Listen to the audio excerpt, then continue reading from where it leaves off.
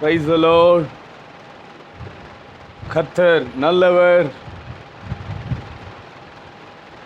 நேற்றும் இன்றும் என்று மாறாதவராயிருக்கிறார். ஹல்லேலூயா. Praise God.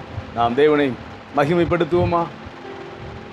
பரிசுத்த மனமகிழ்ச்சி நாளிலும் நம்முடைய தேவனாகிய கர்த்தரை நாம் பாடி ஆராதிப்பது, அவருடைய வார்த்தையை தியானிப்பது நமக்கு நல்லது. செபிப்போம். எங்கள் அன்பின் பரலோக பிதாவே, உம்முடைய பரிசுத்த பிள்ளையாகிய ஆண்டவர் இயேசுவின் நாமத்தினாலே எங்களை தாழ்த்தி உம்முடைய சமூகத்தில் வருகிறோம். பரலோகம் திறந்து, பரிசுத்த வானம் திறந்து, கர்த்தர் தம்முடைய சத்தத்தை துணிக்க பண்ணுவீராக. உம்முடைய ஆசீர்வாதத்தை பொழிந்தருளுவீராக. உம்முடைய ஆவியை தந்தருளுவீராக. தேவனே, நீர் என்னுடைய தேவன். உம்மை ஸ்தோத்திரிக்கிறேன், உம்மை துதிக்கிறேன்.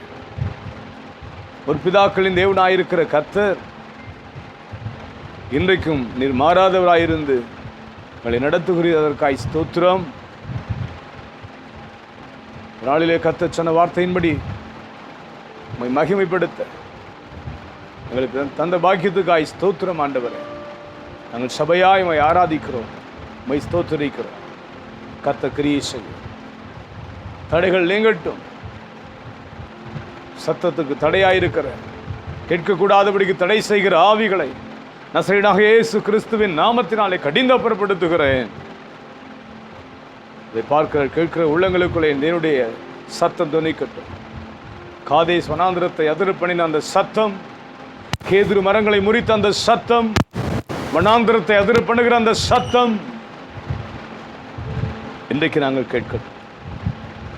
கற்றுத்தாரும் ஆண்டவர். மகிமையெல்லாம் உமக்கே. மீட்பர் இயேசுவின் நாமத்தில் ஜெபிக்கிறோம் நல்ல பிதாவே. ஆமென். ஆமென். Praise the Lord. பாடுவோமா?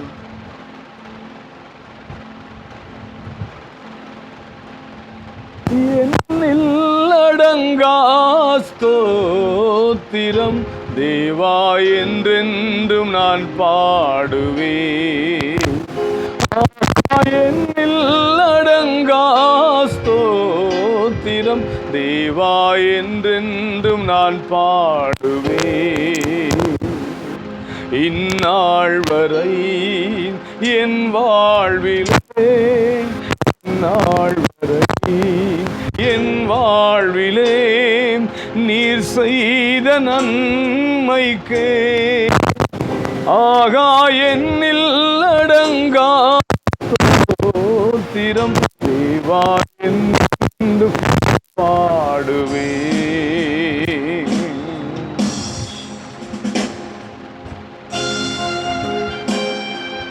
ஆமென். Glory to God. என் தேவனுக்கு மகிமை. ரபா ஷதர பதரா சுரபா கதரா மாஷே மகதரா. ஆமென்.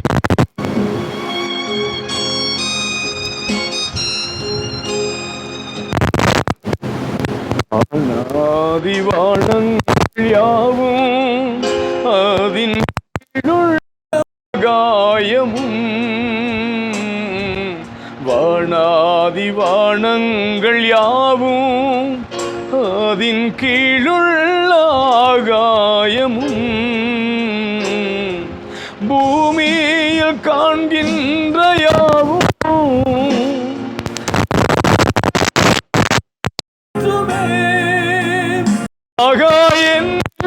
அடங்கா ஸ்தோத்திரம் தேவா, என்றென்று நான் பாடுவேன். ஆகா என்னில் அடங்கா ஸ்தோத்திரம் தேவா,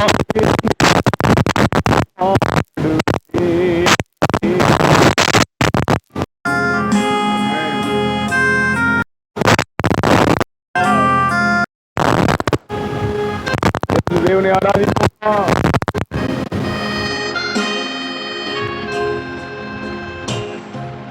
காட்டீனில் வாழ்கின்ற யாவும் கடும் காற்றும் பனித்தூறலும் காட்டினில் வாழ்கின்ற யாவும் கடும் காற்றும் பனித்தூறலும் நாட்டினில் வாழ்கின்ற யாவும் நாதா உமை போற்றுமே. ஆகா என்னில் அடங்கா ஸ்தோத்திரம் தேவா என்றென்று நான் பாடுவேன். என்னில்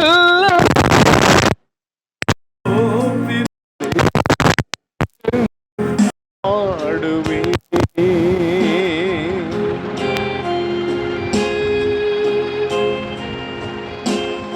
ஆமென்.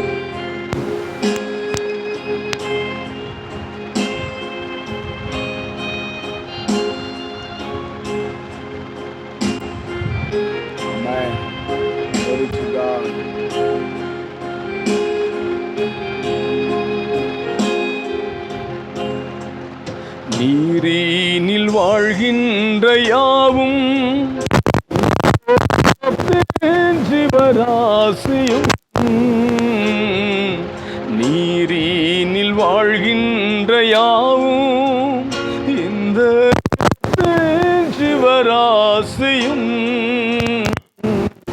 பாரினில் பறக்கின்ற யாவும் பரனே உமை போற்றுமே. ஆகா என்னில் அடங்கா ஸ்தோத்திரம் தேவா என்றென்று நான் பாடுவேன். ஆகா என்னில் அடங்கா ஸ்தோத்திரம் தேவா என்றென்றும் நான் பாடுவேன். இந்நாள் வரை என் வாழ்விலே இந்நாள் வரை என் வாழ்விலே நீர் செய்த நன்மைக்கே ஆகா என்னில் அடங்கா ஸ்தோத்திரம் தேவா என்று நான் பாடுவேன். ஆகா என்னில் ஸ்தோத்திரம் தேவா என்றென்றும் நான் பாடுவேன்.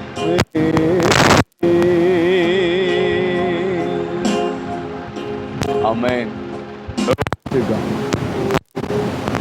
கர்த்தர் நல்லவர். ஆண்டவர் செய்த நன்மைகளுக்காக நாம் துதிக்க கடமைப்பட்டிருக்கிறோம். செய்த நன்மைகள் ஏராளம் ஏராளம். சங்கீதக்காரன் தாவீது சொல்லுகிறான், என் தேவனை நான்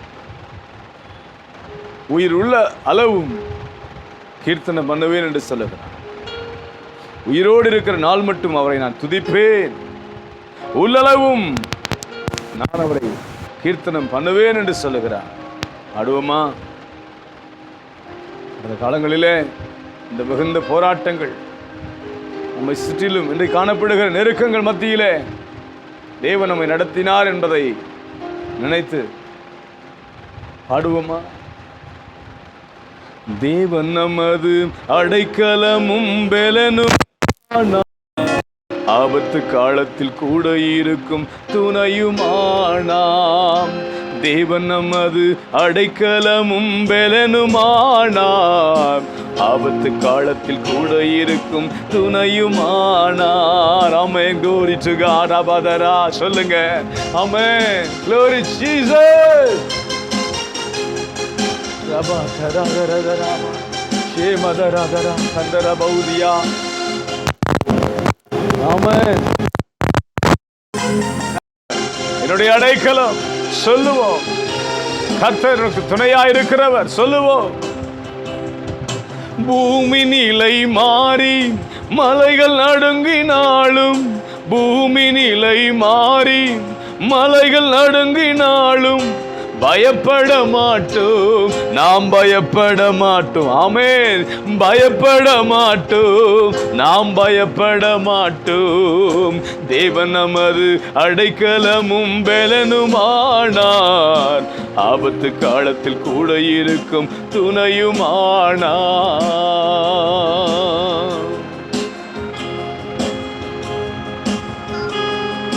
Glory to God.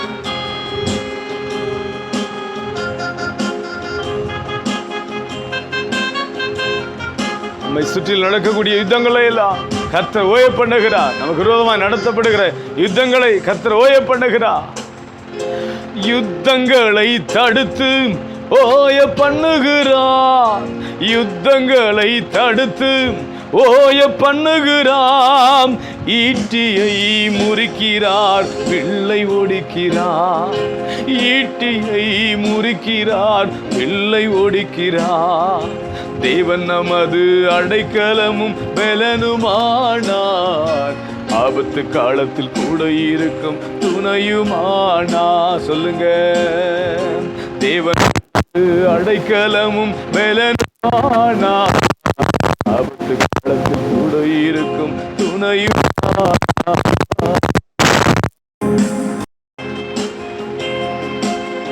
நம்முடைய கர்த்தர் நல்லவர் என்பதை எப்படி நாம் பார்க்க முடியும்?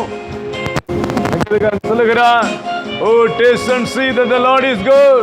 ருசித்து பாருங்கள், அமர்ந்திருந்து நானே கர்த்தர்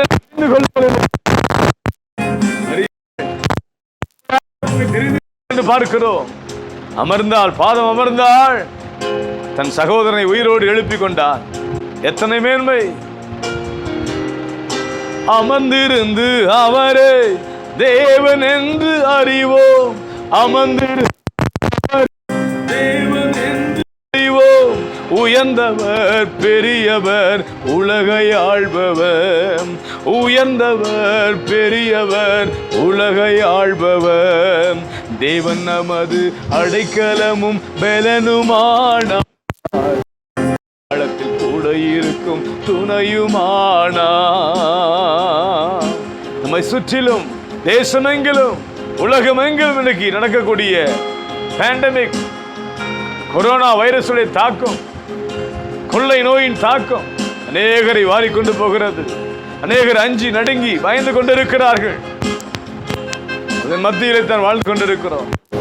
தேவன் நமக்கு அடைக்கலமாக இருக்கும் பொழுது வேதம் சொல்லுகிறது, கர்த்தருடைய நாமம் பலத்த துருகம், நீதிமான் அதற்குள் ஓடி சுகமாயிருப்பான் என்று நீதிமொழி 18:10 சொல்லுகிறது. எஸ், சேனைகளின் கர்த்தர்,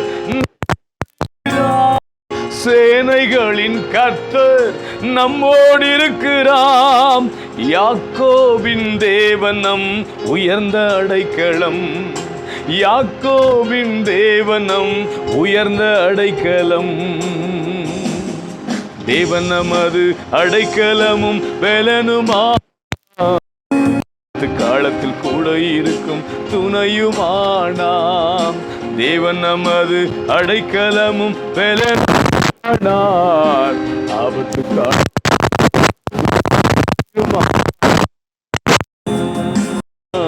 ஆமென்.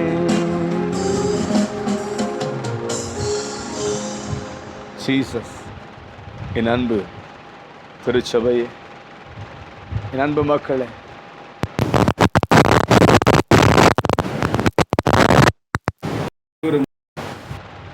வேடிக்கை பார்க்கக்கூடியவர்கள் தான். என்றென்றைக்கு நம்முடைய மரண படுக்கையிலும் ஒருவரும் கிட்டி சேர முடியாத எல்லையிலும் நம்மோடு கூட இருக்கிறவர். யோசேப்பு சிறையில் இருந்தான்.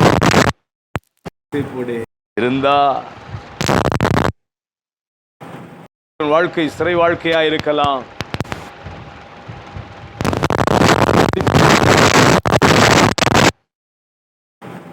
உன்னோடு கூட இருக்கிறார்.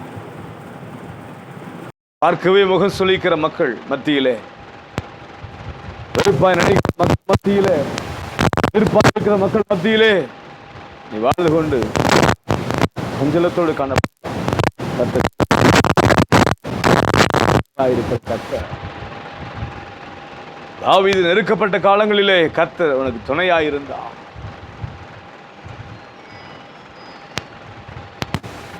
ஜீசஸ், நெருக்கத்திலே தேவன் துணையாய் நிற்பார். பலன் இல்லாத உனக்கு பலன் தருவார். அவரே உனக்கு அடைக்கலம் என்பதை மறந்து விடாது.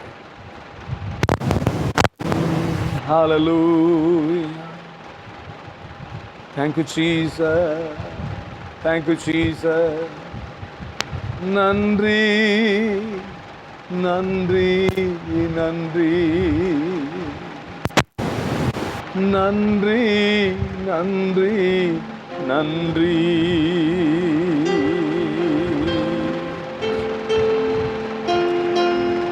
என் தேவனே இயேசுவே, உம்மையே நேசிக்கிறேன். என் தேவனே என் இயேசுவே, உம்மையே நேசிக்கிறேன்.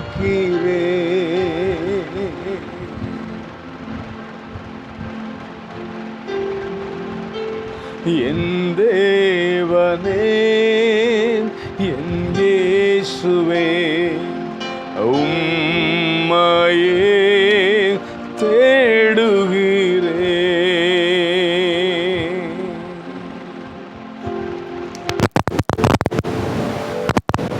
ஆமென்.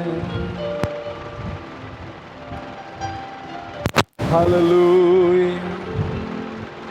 துணையாளரே, உம் சிறகின் நிழலில்தானே களிகூருவேன். துணையாளரே, உம் சிறகின் நிழலில்தானே களிகூருவேன் களிகூருவேன். என் தேவனே என் இயேசுவே, உம்மையே நேசிக்கிறேன்.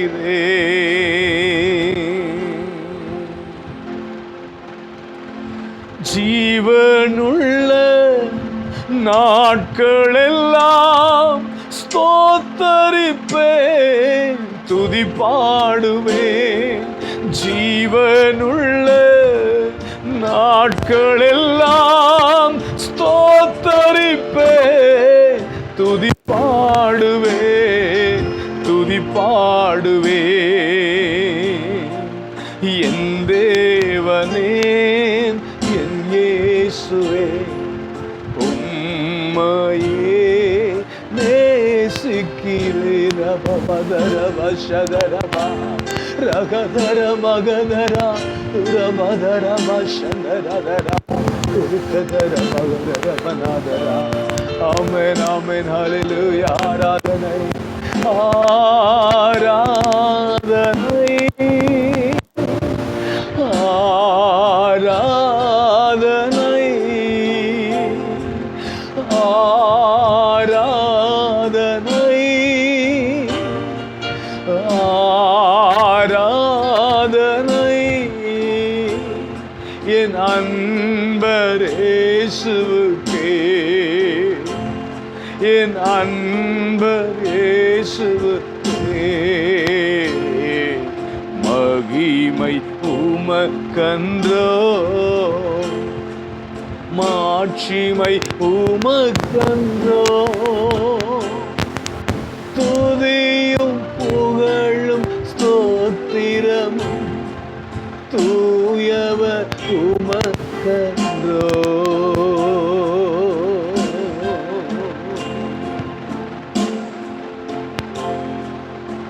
என் உயிரே என் உறவே என் பலனே நீர்தானையா. என் உயிரே என் உறவே என் பலனே நீர்தானையா.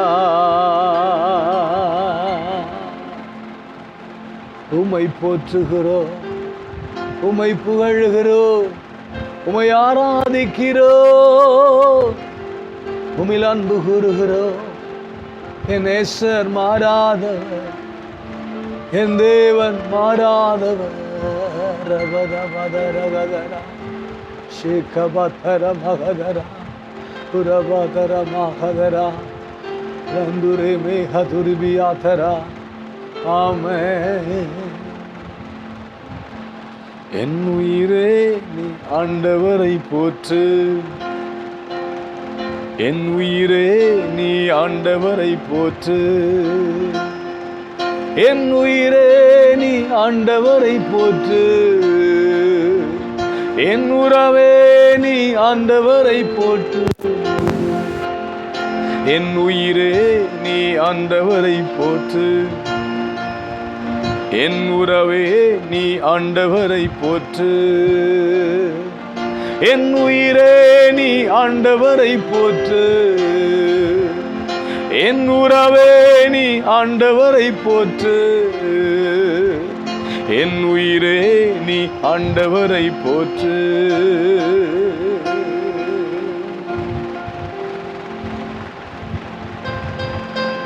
ஹல்லேலூயா, ஹல்லேலூயா. மகிமைப்படுத்துகிறேன் அப்பா, உம்மை துதிக்கிறேன் அப்பா. என் பலன் நீர்தானே, என் சுகம் நீர்தானே, என்னை காக்கும் தேவன் நீர்தானே அப்பா. உம்மை என்று எங்களுக்கு யாரப்பா உண்டு? உறவும் உயிரும் நீர்தானே. மூடு இருக்க விரும்புகிறோம், வாஞ்சிக்கிறோம். நீ பெரிய தேவன், நீ பெரிய நாமத்தை மகிமைப்படுத்தும். எங்களோடு தங்கியிரும், எங்களை நடத்தும். இயேசுவின் நாமத்தில் பிதாவே, ஆமென், ஆமென், ஆமென். Glory to God. ஆண்டவராக இயேசு கிறிஸ்துவின் நாமத்தினாலே உங்களை வாழ்த்துகிறேன். இந்த மனமகிழ்ச்சியான கால வேளையிலும் நாம் சபை ஆராதனை நடத்த முடியாத சூழ்நிலையிலும் உங்கள் நடுவிலே கர்த்தருடைய சத்தத்தை அறிவிக்கும்படி நிற்கிறேன்.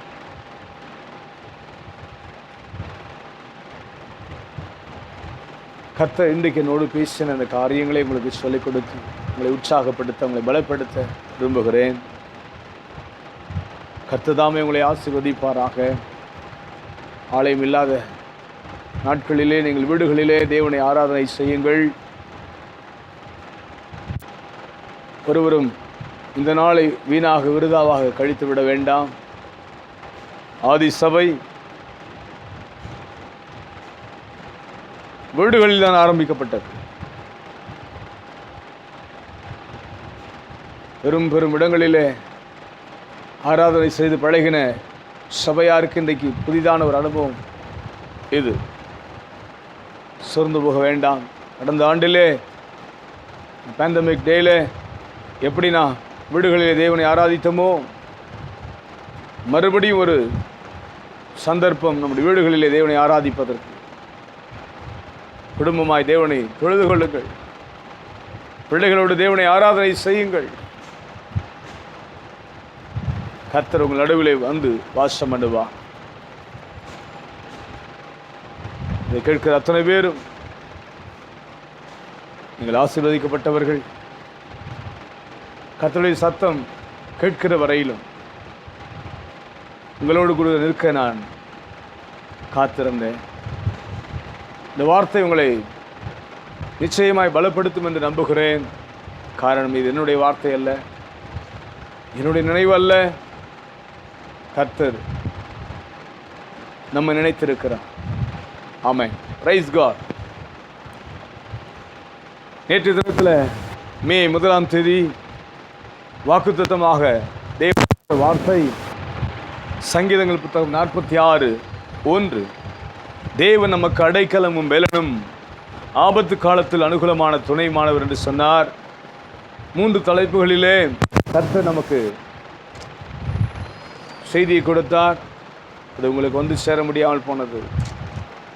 அவர் நம்முடைய அடைக்கலமான தேவன், அவர் நமக்கு பலன் கொடுக்கிற தேவன், அவரே நமக்கு துணையாக இருக்கிற தேவன் என்று சொல்லி இந்த நாளிலும் நேற்று தினத்தினுடைய வார்த்தையிலே ஒரு பகுதியை மாத்திரம் சொல்லிக் கொடுத்து இப்படிப்பட்ட சந்தர்ப்பத்திலே வாழக்கூடிய மக்களுக்கு நான் என்னவா இருக்கிறேன் என்று சொல்லி விளங்க பண்ணுகிறார். கேட்கிற யாவரும் பெற்றுக்கொள்ளுங்கள். உங்கள் விசுவாசத்தில் வளர்ந்திட பாடுபடுங்கள். God is my refuge. கர்த்தருடைய அடைக்கலமானவர், தேவனுடைய அடைக்கலமானவர். சங்கீதக்காரன் சொல்லுகிறான், அநேக நேரங்களிலே என் அடைக்கலம் என்று சொல்லி கர்த்தரை புகழ்ந்து பாடுகிறான், நம்பி தேடுகிறான், பொறுமையோடு காத்திருக்கிறான். அவனுடைய யுத்தங்களை எல்லாம் நடத்துவதற்கு, கர்த்தரை சார்ந்து தன்னை காத்துக்கொள்வதற்கு கர்த்தருக்குள்ளே மறைந்து கொண்டு தன் காலங்களை அவன் கழித்ததை வேதம் அநேக இடங்களிலே சொல்லிக் கொடுக்கிறார். பிரியமான தேவ பிள்ளையே, இந்த பேண்டமிக் டே லாக்டவுன் போட்டு நம்மை வீட்டுக்குள்ளே முடக்கி வைக்கிற இந்த காலங்களிலே, இந்த வியாதியின் தொற்றினாலே அச்சத்தோடும் பயத்தோடும் வெளியே போக முடியாத நிலையில் முடங்கி கிடக்கிற இந்த நிலையில, சபை ஆராதனையிலே கலந்து கொள்ள முடியாத இந்த நிலையில, தேவன் நமக்கு தன்னை வெளிப்படுத்துகிற காரியம் என்னென்று சொன்னால், நான் உங்களுக்கு அடைக்கலமான தேவன். அடைக்கலம், அடைக்கலம். உலகமே அடைக்கலம் தேடக்கூடிய காலத்தில் வந்திருக்கிறோம். ராஜாக்களானாலும் சரி, அதிபதிகளானாலும் சரி, தொழில் அதிபர்களானாலும் சரி, சாதாரண சாமானியனானாலும் சரி, எல்லாரும் இன்றைக்கு தன்னுடைய பாதுகாப்பை தேடி ஓடுகிற ஒரு அனுபவத்தை பார்க்கிறோம்.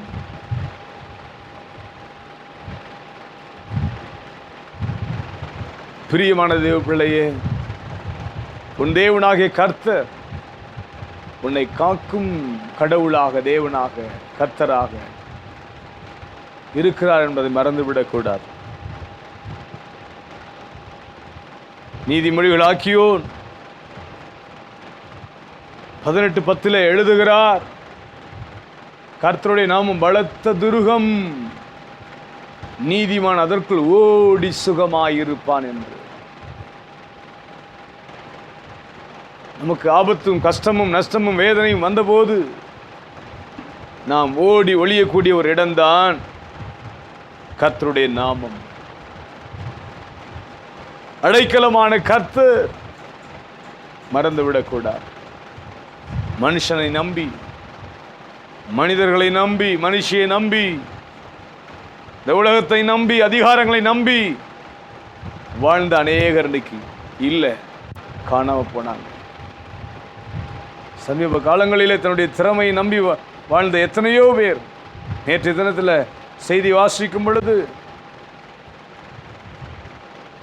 இந்தியாவிலேயே புகழ்பெற்ற ஒரு இளைஞர், 34 வயது நிறைந்த இளைஞர், மிஸ்டர் இந்தியா பட்டம் பெற்றவன், கொரோனாவின் தாக்கத்துக்கு பலியானார் என்கிற செய்தி. உலகத்தின் அதிபதிகள், தொழில் அதிபர்கள்,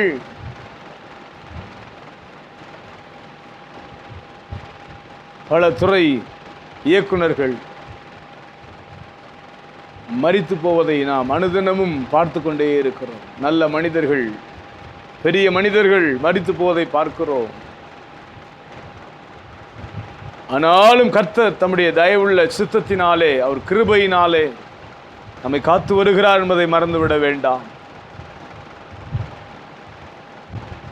அவர்களை பார்க்கிலும் ஒருவேளை நாம் நல்லவர்கள் என்று சொல்லி எண்ணிவிட வேண்டாம். தேவன் நம்மேல் கிருபையாயிருக்கிறார். கர்த்தர் நம்மேல் கிருபையாயிருக்கிறார். வேதம் சொல்லுகிறது, அவர் நமக்கு அடைக்கலமான கர்த்தர். ஆபத்து வேதனைகள் என்று சொல்லும் பொழுது மறைந்து கொள்ள ஒரு இடம் தேடுவது வழக்கம். யாராயிருந்தாலும், யார் என்னை ஆதரிக்க முடியும்? யாரிடத்தில் நான் போவேன்? ஆகவேதான் சங்கீதக்காரன் சொன்னார், பரலோகத்தில் உண்மை இல்லாமல் எனக்கு யார் உண்டு? இந்த பூமியில் உண்மை தவிர எனக்கு விருப்பம் இல்லை.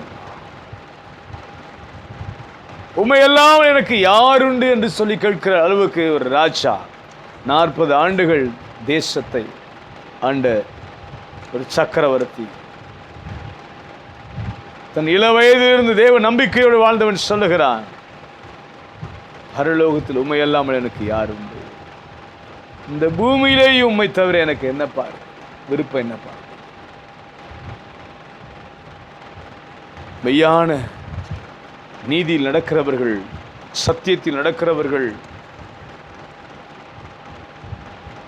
ரட்சிப்பை பெற்றவர்கள், பரிசுத்தத்தை விரும்புகிறவர்கள், நீதிமானாய் வாழ்கிறவர்கள் தேடக்கூடிய ஒரு இடம் உண்டு, பாடக்கூடிய ஒருவர் உண்டு, மறைந்து கொள்ள ஒருவர் உண்டு. அவர்தான் கர்த்தர். அவர்தான் கர்த்தர். உங்கள் வாழ்க்கையிலும் தேவன் அடைக்கலமாக இருக்கிறார் என்பதை மறந்துவிட வேண்டாம். கர்த்தருக்கு ஸ்தோத்திரம். அநேக நேரங்களிலே நாம் தவிக்கிறோம். நம்முடைய தவிப்பை புரிந்து கொள்ள ஒருவராலும் முடியாது. ஏங்குகிறோம், பயப்படுகிறோம், தூக்கம் இல்லாதபடிக்கு இரவு பகலாக கலங்கி நிற்கிறோம், கண்ணீர் வடிக்கிறோம். யாராவது எங்களுக்கு உதவி செய்ய வரமாட்டாங்களா? எத்தனை எத்தனை எத்தனை சம்பவங்களை உலகத்திலே பார்த்து கொண்டிருக்கிறோம். உதவியற்ற நிலையிலே அவர்கள் இல்லாமல் போவதை பார்க்கிறோம். அனுதினமும் மீடியாக்கள் சொல்லுகிற காரியங்களை பார்க்கும் பொழுது நெஞ்சை பதற வைக்கிறது. ஆனாலும் இப்படிப்பட்ட மக்களுக்கு நான் சொல்லுகிறேன், நாங்கள் ஆராதிக்கிற தேவன் எங்களை தப்புவிக்க வல்லவராயிருக்கிறார். ஹல்லேலூயா சொல்லுங்க, ஹல்லேலூயா, பிரைஸ் தி லார்ட். நாங்கள் ஆராதிக்கிற எங்கள் தேவன் ஜீவனுள்ள தேவன். அவர் பெரியவர், அவர் பரிசுத்தர், அவர் நல்லவர், அவர் வல்லவர் என்று சொல்லி கர்த்தரை ஒரு விசை மகிமைப்படுத்துங்கள். நாங்கள் ஆராதிக்கும் தேவன் பெரியவர், நாங்கள் ஆராதிக்கும் தேவன் பரிசுத்தர், நாங்கள் ஆராதிக்கும் தேவன் நல்லவர், நாங்கள் ஆராதிக்கும் தேவன் வல்லவர், நாங்கள் ஆராதிக்கும் தேவன் பெரியவர், நாங்கள் ஆராதிக்கும் தேவன் பரிசுத்தர், நாங்கள் ஆராதிக்கும் தேவன் நல்லவர், நாங்கள் ஆராதிக்கும் தேவன் வல்லவர்.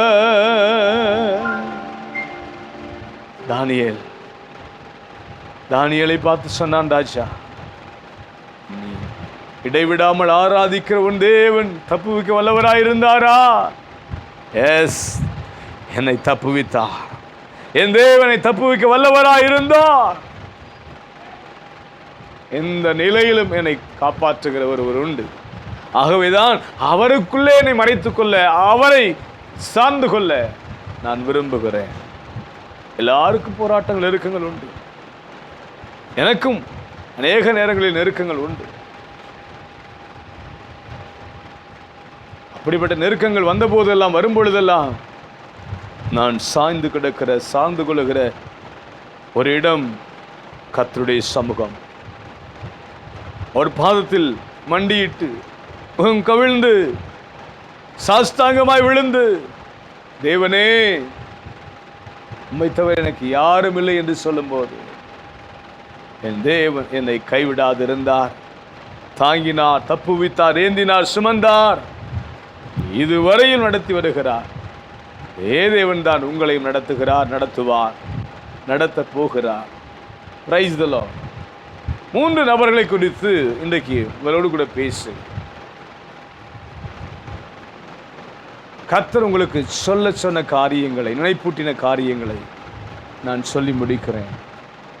முதலாவதாக, எசேக்கியா என்று சொல்லக்கூடிய ஒரு ராஜா, யூதாவின் ராஜாக்களிலே பயபக்தி நிறைந்தவன், தேவ வைராக்கியம் நிறைந்தவன், தன் இள வயதிலே தேவனுக்கென்று வைராக்கியம் கொண்டவன். இப்படிப்பட்ட ஒரு ராஜா வியாதி படுக்கையாகி மரண அவஸ்தைப்படுகிறான், மரண படுக்கையில் இருக்கிறான். அவன் காலங்கள் முடிய போகிறது என்று சொல்லி கர்த்தரே சொல்லி அனுப்புகிறார், தீர்க்கன் ஏசாயாவை அனுப்பி.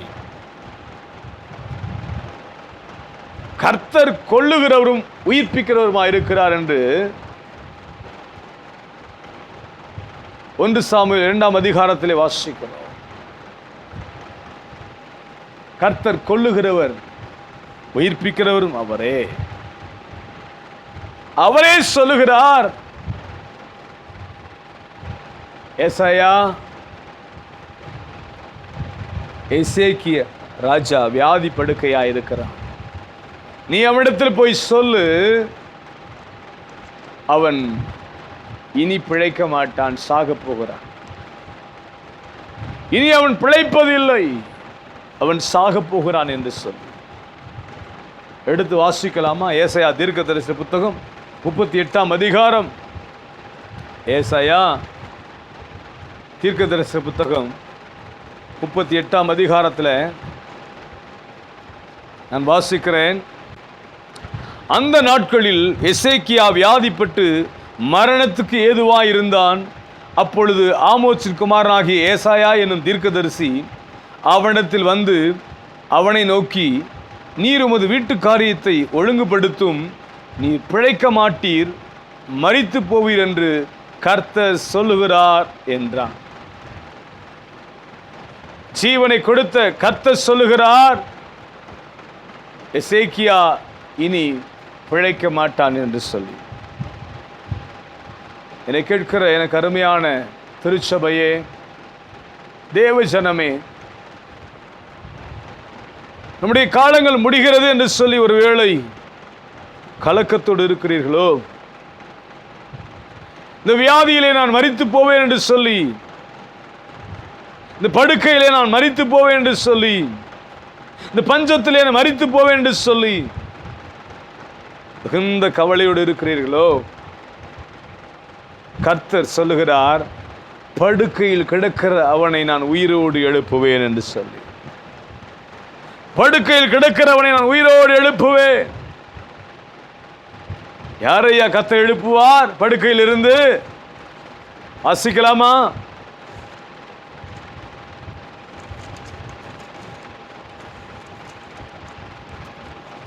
சங்கீதங்கள் புத்தகம் 41 1, 2,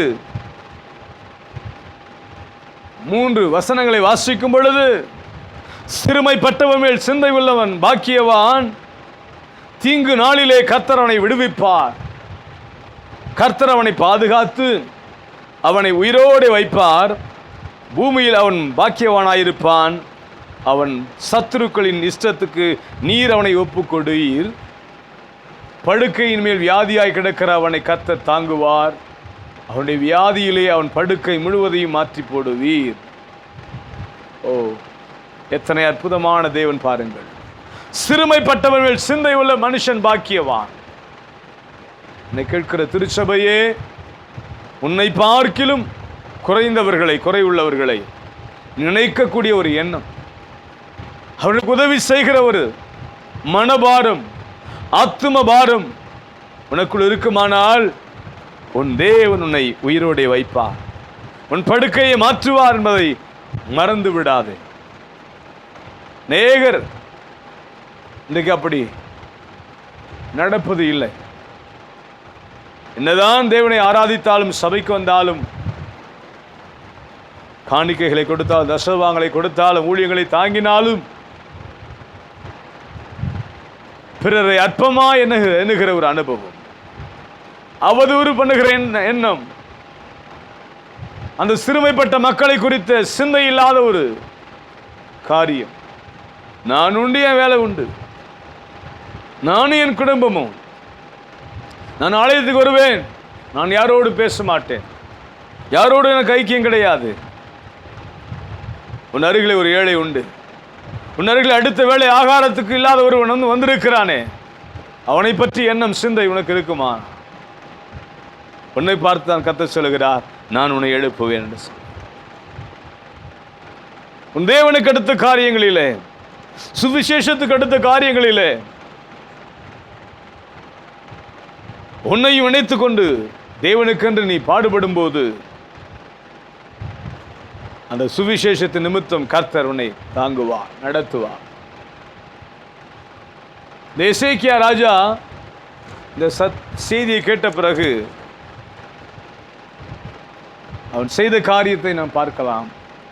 2ஆம் வசனம் சொல்லுகிறது, ஏசாயா தீர்க்கதரிசன புத்தகம் 38:2 சொல்லுகிறது, அப்பொழுது எசேக்கியா தன் முகத்தை சுவர்புறமாய் திருப்பிக் கொண்டு கர்த்தரை நோக்கி. இந்த செய்தியை சொல்ல வந்த ஏசாயா தீர்க்கதரிசியை பார்த்து, ஆண்டவனே, தீர்க்கதரிசியே, தேவ மனுஷனே, என்னை எப்படியாவது காப்பாற்றும்படி நீ ஜெபம் பண்ணக்கூடாதா, கர்த்தரிடத்தில் வேண்டிக் கொள்ளக்கூடாதா என்று அவன் கேட்கல. அவன் அடைக்கலமாக இருக்கிற கர்த்தரை சார்ந்து கொண்டான், அடைக்கலமான கர்த்தரை சார்ந்து கொண்டான். இன்றைக்கு மனுஷ தயவுக்காக இயங்குகிற கூட்டம் உண்டு, மனுஷனுடைய உதவிக்காக காத்திருக்கிற கூட்டங்கள் உண்டு.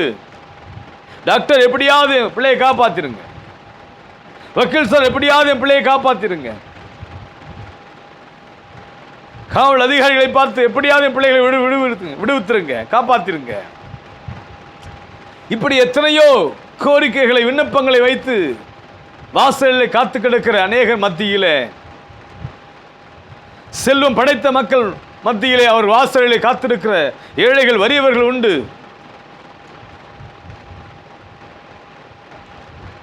ஆனால் வேதம் சொல்லுகிறது, இந்த எசேக்கியா தேவ மனுஷன் ஏசாயாவை கூப்பிட்டு எனக்காக வேண்டுதல் செய்யும் என்று சொல்லி கேட்கவில்லை.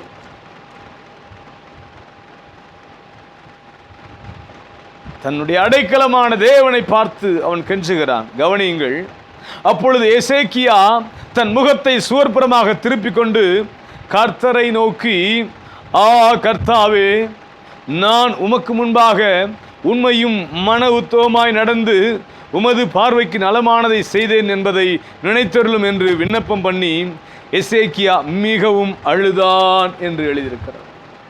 மரண படுக்கையில் கிடக்கிறவன், வியாதி படுக்கையில் கிடக்கிறவன், தனக்காக ஒரு பலி செலுத்து, தனக்காக வேண்டுதல் செய்யுங்கள் என்று சொல்லக்கூடிய நிலையில் அல்ல, தானே தன்னை உண்டாக்கினவரை, தன்னை ராஜாவாக ஏற்படுத்தினவரை, தான் ஆராதிக்கிற கர்த்தரை நோக்கி அவன் கூப்பிடுகிறான், கர்த்தாவே. எனக்கு அருமையானவர்களே, உங்கள் ஆபத்திலே தேவன் உங்கள் ஜெபத்தை கேட்பார். சங்கீத புத்தகம் 20:1 சொல்லுகிறது, ஆபத்து நாளிலே கர்த்தர் உன் ஜெபத்தை கேட்பாராக என்று சொல்லி. இப்படிப்பட்ட நெருக்கங்கள் மத்தியே வீடுகளில் முடங்கி கிடக்கிறீர்களோ, சோர்ந்து போகாதீர்கள். தேவன் இன்றைக்கு உங்களை பலப்படுத்தும்படிக்கு, ஏனென்று சொன்னால் நேற்றைய தினம் சொன்ன வார்த்தை உங்களுக்கு கேடகமாயிருக்கிறேன் என்று சொல்லி மாத்திரமல்ல, உங்களுக்கு நான் பலன் தரக்கூடிய கர்த்தர் என்று சொன்னார், துணையாயிருக்கிற கர்த்தர் என்று சொன்னார். இந்த அடைக்கலமான தேவனை இவன் அண்டிக் கொண்டபடியினாலே, சார்ந்து மிகவும் அழுது வேண்டிக் கொண்டபடியினாலே கர்த்தருடைய சத்தம் உடனே பிறந்தது, உடனே பிறந்தது. கரங்களை தட்டி ஆண்டவருக்கு நன்றி சொல்லுவோம். Price the Lord. தேவனுக்கு மகிமையை கொண்டு வாருங்கள். உன் கண்ணீரின் ஜெபத்திற்கு, உன் உண்மையின் வாழ்க்கைக்கு நீ தேவனுக்கு செய்யக்கூடிய சின்ன காரியமோ பெரிய காரியமோ எல்லாவற்றுக்கும் தேவன் ஒரு நாளை வைத்திருக்கிறார். உன்னை ஆசீர்வதிக்கத்தக்க ஒரு காலத்தை வைத்திருக்கிறார். உன் பலவீனங்களிலே உன்னை விட்டு போகிற தேவன் அல்ல, உன்னை பலப்படுத்தி உனக்கு சகாயம் பண்ணுகிற தேவன் அவர். ஏசாயா கர்த்தருடைய வார்த்தையை சொல்லிவிட்டு மாத்திரம் புறப்பட்டு போனான். ஆனால் கர்த்தரோ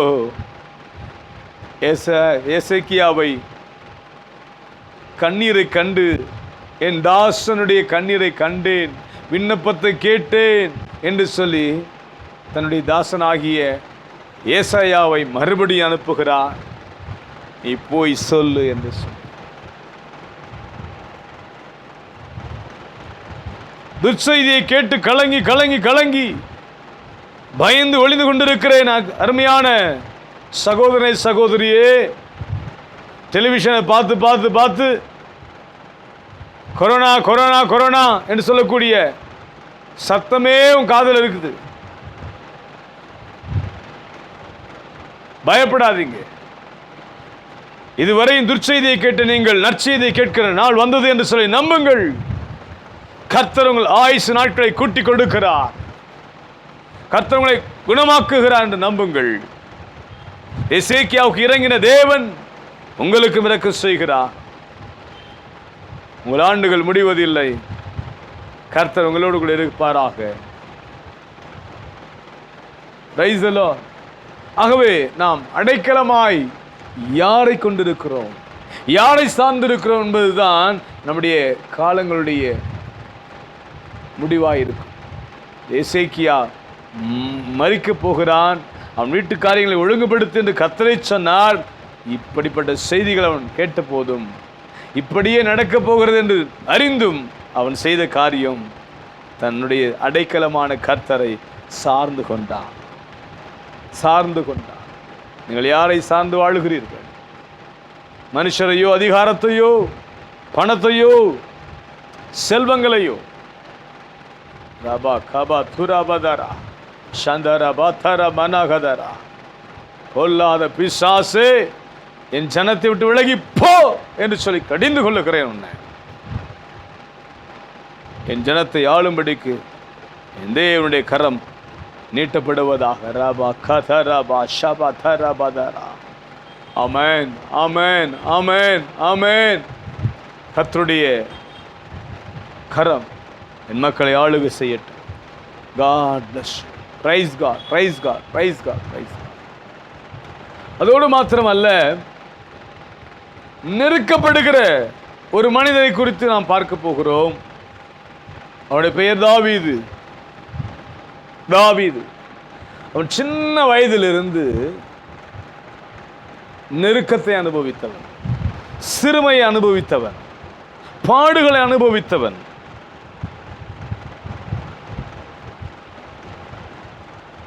எட்டு பிள்ளைகளோடு பிறந்திருந்தாலும் அவனுடைய வாழ்க்கை பெரும்பகுதி இளம் வயது முழுவதும் வனாந்திரமாயிருந்தது. தன் தாய் தகப்பனோடு இல்லாத ஒரு வாழ்க்கை காலங்கள், தன் சொந்த வீட்டிலே குடியிருக்க முடியாத காலங்கள், மற்றவர்களைப் போல ஓடி விளையாண்டு நல்ல தின்பண்டங்களை சாப்பிட்டு, நல்ல போஷாக்கை சாப்பிட்டு, நல்ல உடை உடுத்தி, தன்னை அலங்காரப்படுத்தி கொண்டு இந்த பூமியிலே அநேகர் வாழ்வது போல வாழ முடியாத ஒரு வாழ்க்கை வாழ்ந்து வந்தான் இந்த தாவீது. தன் சகோதரருக்கெல்லாம் நல்ல உத்தியோகமும் நல்ல அந்தஸ்தும் கிடைத்த போதும் தனக்கு மாத்திரம் கொஞ்சம் ஆடுகளை மேய்க்க முடிந்ததே ஒழிய, அவனும் ஒரு நல்ல வஸ்திரம் உடுத்தி, அவனும் ஒரு விசேஷ நாளுக்கு தன் வீட்டிலே தங்கியிருந்து தன் தாய் தகப்பனோடு அண்ணன்மாரோடு மகிழ்ச்சியா இருந்ததாக சொல்லப்படவில்லை. நீங்கள் புரிந்து கொள்வீர்கள் என்று சொல்லி நம்புகிறேன். இந்த தாவீது இத்தனை சங்கடங்களுக்குள்ளே போகும்போது அவன் என்றைக்கு ஐயா சந்தோஷமா இருந்திருக்க முடியும்?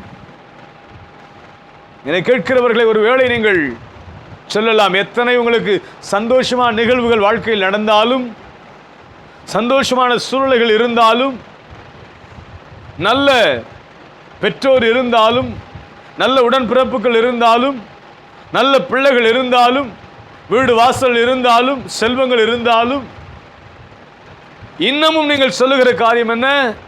நான் குறைவோடு இருக்கிறேன், நான் குறைவோடு இருக்கிறேன், என்னை பார்க்க ஒருவரும் இல்லை, என்னை விசாரிக்க ஒருவரும் இல்லை, எல்லாரும் என்னை மறந்து விட்டார்கள், கைவிட்டார்கள் என்று சொல்லுகிறோம். ஒருவேளை இந்த தாவீதை போல உங்களுக்கு ஒரு இப்படிப்பட்ட வாழ்க்கை இருக்குமானால் என்ன சொல்லுவீர்கள்? வேத முழுமைக்கு நீங்கள் வாசிப்பீர்கள் என்று சொன்னால் இந்த தாவீதை போல பாடுபட்ட ஒரு இளைஞனை, வாலிபனை நீங்கள் பார்த்திருக்கவே முடியாது. அவன் சின்ன வயதிலிருந்து அவன் மரிக்கிற வயது வரையிலும் கிட்டத்தட்ட 30 வயதிலே அவன் ராஜாவாக உயர்த்தப்பட்டான். 40 ஆண்டுகள் இஸ்ரவேலை, சமஸ்த இஸ்ரவேலை ஆளுகை செய்தான். அத்தனை காலங்கள் வரையிலும் அவன் உபத்திரவங்களோடும், போராட்டங்களோடும், துரத்துதலோடும், நிந்தையோடும், அவமானத்தோடும், கஷ்டங்களோடும், தன் பிள்ளைகளால் வந்த உபத்திரவங்கள், தன் சிநேகிதரால் வந்த உபத்திரவங்கள், தன் பெற்றோரால் மறக்கப்பட்ட அனுபவங்கள், தன் சகோதரால் நிந்திக்கப்பட்ட அனுபவங்கள், கர்த்தருக்காக அவன் பண்ணின யுத்தத்தின் நிமித்தம் அந்த கிட்டத்தட்ட 13 வருஷ வன வாழ்க்கை. ஒரு ராஜா ஒரு மனிதனை தேடி வேட்டையாடக்கூடிய ஒரு குருவியை போல தேடி திரிந்தான். அத்தனை பாடுகளை அனுபவித்த இந்த தாவீது இவனை போல ஒரு பாடுள்ள மனுஷனை பார்க்க முடியாது. பிரியமான தேவ பிள்ளைகளே, எந்த நிலையிலும் அவன் சொல்லுகிறான், நான் கர்த்தரை எக்காலத்திலும் ஸ்தோத்தரிப்பேன், அவர் துதி எப்பொழுது என் வாயில் இருக்கும் என்று பாடினவன் அவனே. கர்த்தரை நான் எக்காலத்திலும் ஸ்தோத்தரிப்பேன், அவர் துதி எப்பொழுதும் என் வாயில் இருக்கும் என்று சொல்லி பாடினவன் அவனே. முடியுமா? ரொம்ப கஷ்டப்படுறேன் பாஸ்டர். இன்னைக்கு சண்டே லாக்டவுன் போட்டாங்க, கறி கொடக்க இல்லை, ஆலயத்துக்கு வரலன்ற கவலை கிடையாது, நல்ல சாப்பாடு இன்னைக்கு இல்லையே.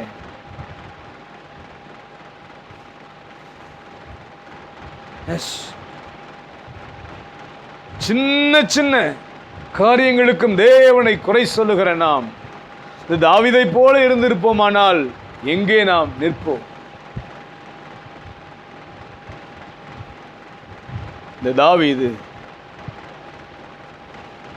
ஒரு நாள் தனக்குண்டான எல்லாவற்றையும் இழந்து நிற்கிறான். அன்றைக்குத்தான் அவன் செய்த காரியங்களை பார்ப்போமா? எடுத்து வாசிப்போம். 1 சாமுவேல் புத்தகம் 30ஆம் அதிகாரம், 1 சாமுவேல் புத்தகம் 30ஆம் அதிகாரம் 6ஆம் வசனம் இப்படியாய் சொல்லுகிறது. 1 சாமுவேல் 30:6, பக்கம் 382 பழைய ஏற்பாட்டிலே. தாவீது மிகவும் நெருக்கப்பட்டான். இவன் சின்ன வயசுல நெருக்கம் தான் அனுபவிச்சிருக்கிறான். ஆனா இன்றைக்கு அவன் படுகிற ஒரு நெருக்கம் சாதாரண நெருக்கம் அல்ல, மிகவும் நெருக்கப்பட்டானா. தான் மாத்திரம் கஷ்டப்பட்டா அந்த கஷ்டத்தை பெருசா நினைக்க மாட்டான் மனுஷன். தன் மனைவி, தன் பிள்ளைகள் எல்லாரும் கஷ்டப்படும் போது ரொம்ப பெருசா தெரியும். இந்த தாவீது தன்னுடைய மனைவி பிள்ளைகளை இழந்துவிட்டு, தன்னுடைய சிநேகிதர் தன்னோடு இருந்த 600 பேருடைய மனைவி பிள்ளைகளையும் பறிகொடுத்து விட்டு அவன் நின்ற அந்த நிர்கதியான நிலையில்தான் அவன் சார்ந்து கொள்கிறான் கர்த்தரை. ஹல்லேலூயா சொல்லுங்கள், ஹல்லேலூயா சொல்லுங்கள். Price the Lord. எல்லாம் இருக்கும்போது தேவனை தேடுவது பெரிதல்ல. எல்லாம் இழந்தேன் என்று சொல்லி நிற்கும்போது உங்களால் தேவனை சார்ந்து கொள்ள முடியுமா? அதற்கு பேருதான் உண்மையான அடைக்கலம். அவரை சார்ந்திருக்கிற ஒரு அனுபவம், அதுதான் அன்றைக்கு தான் உங்களால் உண்மையாகவே தேவனை சார்ந்திருக்க முடியும்.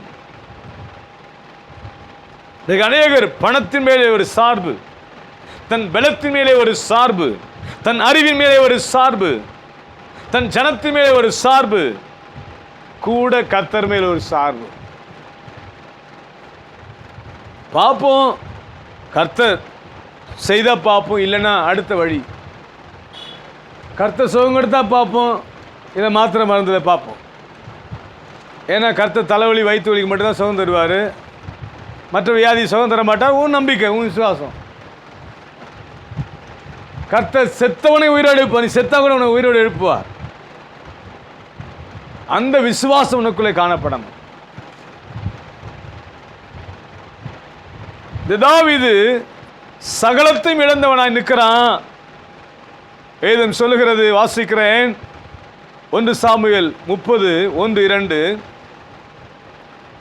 தாவீதும் அவன் மனுஷரும் 3ஆம் நாளிலே சிக்லாக்கு வந்து சேருகிறதற்குள்ளே அமலேக்கியர் தென்புறத்து சீமையின் மேலும் சிக்லாக்கின் மேலும் விழுந்து சிக்லாக்கை கொள்ளையடித்து அதை அக்கினியால் சுட்டரித்து அதிலிருந்த ஸ்திரீகளாகிய சிறுவர்களையும் பெரியவர்களையும் சிறைபிடித்து ஒருவரையும் கொன்று போடாமல் அவர்களை பிடித்து கொண்டு தங்கள் வழியே போய்விட்டார்கள்.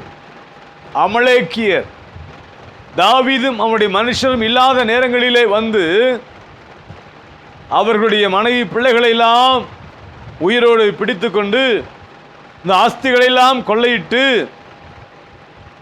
பின்பு அவர்கள் குடியிருந்த வீடுகளை எல்லாம் தீக்கொளுத்தி போட்டார்கள் என்று பார்க்கிறோம். சுட்டரித்தார்களாம்.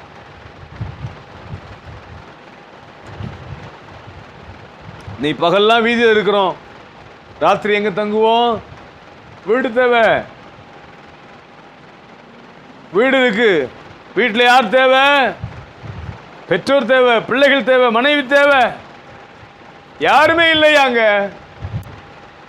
எல்லாரும் போய்விட்டார்கள், எல்லாரும் காணாமல் போனார். போன இடம் தெரியாது. நீங்க கூட வேலைக்கு போயிட்டு வாரீங்க, திரும்பி வரும்போது சாயங்காலத்தில் மனைவி பிள்ளை யாருமே இல்லை, வீடு காலி பண்ணிட்டாங்க. எப்படி இருக்கும் வீடு? போன இடம் தெரியல, அட்ரஸ் சொல்லலை, ஃபோன் எடுக்கலை, ஃபோன்லாம் சுவிட்ச் ஆஃப் பண்ணிட்டாங்க, ஃபோன் நம்பர்லாம் கொடுக்காம போயிட்டாங்க, சிம்மு முறிச்சு போட்டாங்க, செல்லை உடச்சி போட்டாங்க. எப்படி இருப்பீங்க? கொஞ்சம் யோசித்து பாருங்களேன். பைத்தியம் பிடிச்சிடும். நீங்கள் சத்தமிடக்கூடிய அந்த சத்தம் ஒருவேளை வானத்தையும் எட்டும். யாராவது இளம் வயதில் மரித்துவிட்டா அங்கே நடக்கிற காரியங்களை பார்க்கும்போது அவ்வளவு ஒப்பாரியும் கூக்குரலும் அழுகையும் பார்க்க முடிகிறது. வயோதிப தாய் தகப்பன் இழந்த மரித்தால் கூட அவர்களை இழந்த பிள்ளைகள் அழுவதை பார்க்கிறோம். தாங்க முடியாத துயரம். இங்கே தாவீதுடைய மனைவிகள், அவருடைய பிள்ளைகள், அவர்களோடு குடியிருந்த 600 குடும்பங்கள், அவர்களுடைய ஸ்திரீகள், பிள்ளைகள் என்று சொல்லி அத்தனை பேரையுமே காணும். ஆஸ்திகள் கொள்ளையிடப்பட்டாச்சு, வீடுகள் சுட்டரிக்கப்பட்டாச்சு.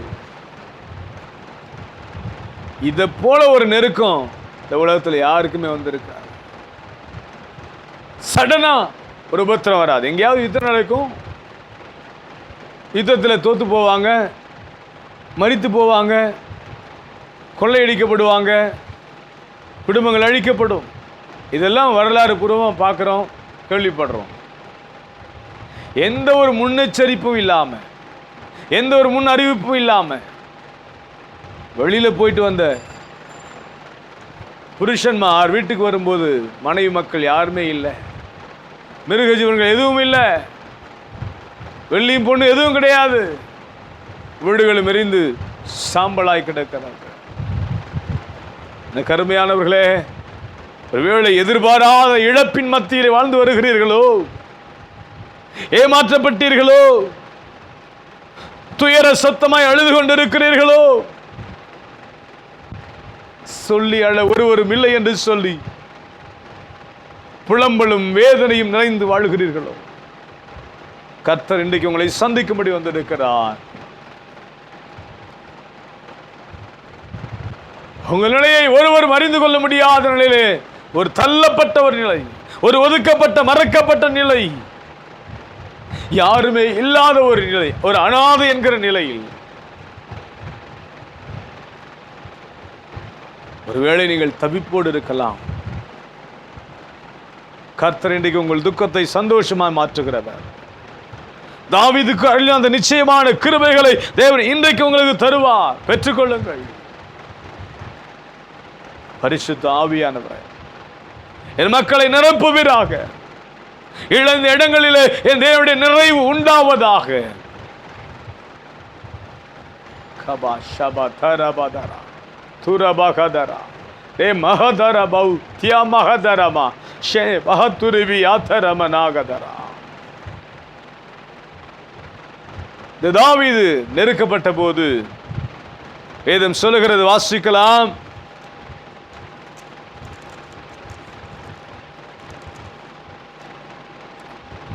தாவீது மிகவும் நெருக்கப்பட்டான். 6ஆம் வசனம் சொல்லுகிறது, சகல ஜனங்களாலும் தங்கள் குமாரத்திகள் நிமித்தம் மன கிளேசமானதினால் அவனை கல்லறிய வேண்டும் என்று சொல்லிக் கொண்டார்கள். தாவீது தன் தேவனாகிய கர்த்தருக்குள்ளே தன்னை திடப்படுத்தி கொண்டான். நடைக்கலமாயிருக்கிற கர்த்தருக்குள்ளே உன்னை திடப்படுத்தி கொள்ள பார் இன்றைக்கு. பின்பு கர்த்தர் நீ இழந்ததையெல்லாம் திரும்ப தருவார். ஆண்டவருக்கு மகிமை உண்டாகும். கர்த்தர் என்ன சொல்கிறார் பாருங்கள். 8ஆம் வசனம், தாவீது கர்த்தரை நோக்கி, நான் அந்த தண்டை பின்தொடர வேண்டுமா, அதை பிடிப்பேனா என்று கேட்டான். அதற்கு அவர், அதை பின்தொடர், அதை நீ பிடித்து சகலத்தையும் திருப்பிக் கொள்வாய். கரங்களை தட்டி ஆண்டவருக்கு நன்றி சொல்லுவோம்மா. சகலத்தையும் திருப்பிக் கொள்வீர்கள், சகலத்தையும் திருப்பிக் கொள்வீர்கள். இந்த மாதத்தில் ஒவ்வொருத்தருக்கும் என்னெல்லாம் நாங்கள் இழந்தோம் என்று நினைக்கிறீர்களோ, எல்லாருடைய வாழ்க்கையிலும் எல்லாவற்றையும் திரும்ப கொடுத்து தேவன் உங்களை அதிசயமாய் நடத்தப் போகிறார். ஆமென், ஹல்லேலூயா. உன் பணம் காசு எல்லாம் திரும்ப கிடைக்கும், கவலைப்படாது. ஹல்லேலூயா. ஆமாம், எல்லா பிரச்சனைக்கும் முடிவு வந்துச்சு இந்த மாதத்தில். கர்த்தர் அதிசயங்களை செய்கிற தேவன். Praise God, praise God. ஆண்டவர் பெரியவர். ஒருவரையும் தேவன் வெட்கத்துக்கு உட்படுத்தி விட மாட்டார். ஒருவரையும் வெட்கப்பட விட மாட்டார். காரணம், அவர் தோற்று போகாத தேவன். மரித்தேன் ஆனாலும் சதா காலங்களிலும் உயிரோடு இருக்கிறேன் என்று சொல்லுகிற தேவன். என்றைக்கும் அரசாளுகிற தேவன். ராஜரீகம் பண்ணுகிற தேவன். அவர் ராஜாதி ராஜா, கர்த்தாதி கர்த்தர். தாவீது தன்னுடைய சிநேகிதரோடு திரும்ப போய் அமலேக் கொள்ளையிட்டு போன எல்லாவற்றையும் திருப்பிக் கொண்டு, சகலவற்றையும் திருப்பிக் கொண்டு அவன் திரும்ப வந்தான் என்று வேதம் சொல்லுகிறார். ஓ பிரைஸ் காட். வாசிக்கலாமா? 19ஆம் வசனம் சொல்லுகிறது, 30:19. 1 சாமுவேல் 30:19. அவர்கள் கொள்ளையடித்து கொண்டு போன எல்லாவற்றிலும் சிறியதிலும் பெரியதிலும் குமாரரிலும் குமாரத்திகளிலும் ஒன்றும் குறைவுபடாமல் எல்லாவற்றையும் தாவீது திருப்பிக் கொண்டான். ஹல்லேலூயா. ஓ பிரைஸ் காட். எத்தனை அற்புதமான தேவன் பாருங்களேன். நாம் ஆராதிக்கிற தேவன் எத்தனை ஆச்சரியமான தேவன். நீங்க தொலைச்ச இடம் எது தெரியாம இருக்கலாம், உங்ககிட்ட தொலைஞ்சு போன பொருள் என்னன்னு தெரியாம இருக்கலாம், ஆனால் சகலமும் திரும்ப வரும். ஹல்லேலூயா. சகலமும் திரும்ப வரும். எப்படி? நான் கர்த்தரை அடைக்கலமாய் கொண்டிருக்கிறேன். ஹல்லேலூயா. Praise God. கர்த்தர் நம்மோடு இருந்தா நமக்கு அவர் யுத்தம் பண்ணுவார். இன்னைக்கு நம்ம அவரை விட்டுட்டு எங்கெங்கே போயிட்டு இருக்கிறோம், யாரும் நம்பிட்டு இருக்கிறோம். வீட்டை விட்டுட்டு வீதியில் பொழுது போக்குறோம், ஆலயத்தை விட்டுட்டு எங்கெங்கேயோ ஓடிட்டு இருக்கிறோம். அப்புறம் தொழிலில் நஷ்டம், வீட்டில் பிரச்சனை, அப்புறம் ஓடி வரும் ஆலயத்துக்கு. என்னை கேட்கிற எனக்கு அருமையானவர்களே, நீங்கள் சர்ச்சுக்கு வந்து எத்தனை மாதம் எத்தனை வருஷம் ஆகுது? முழங்கால் படியிட்டு ஜெபித்து எத்தனை மாதங்கள் ஆகிறது? சிலர் வருஷங்கள் கூட ஆயிருக்கும். சில இளம் பிள்ளைகள், வாலிப பிள்ளைகள் கர்த்தரை தேட மறந்து ஆண்டுகள் ஆகிறது. இழப்பு, நஷ்டம், ஏமாற்றம், துரோகம் ஒன்றுமே இல்லை. வியாதி, மரணம் என்கிற நேரத்தில் தான் ஏசப்பா உதவி செய்வீங்களா, பாஸ்டர் எங்களுக்காக ஜெபம் பண்ணுங்க. அதுவரை எங்க இருக்காங்க, எங்க போனாங்க தெரியாது. ஆபத்துன்னு வரும்போது உடனே எங்கெல்லாம் ப்ரேயர் டவருக்கு அங்கெல்லாம் ஃபோன் போகும், எல்லா இடத்துக்கும் ஃபோன் போயிடும். ப்ரேயர் டவருக்கு ஃபோன் போடுறதுனால உங்க ஜெபம் கேட்கப்படாதம்மா, கேட்கப்படாதையா. கர்த்தருக்கும் உனக்கும் தொடர்பு இருக்கும். நீ கர்த்தரை சார்ந்து வாழ விரும்பணும்.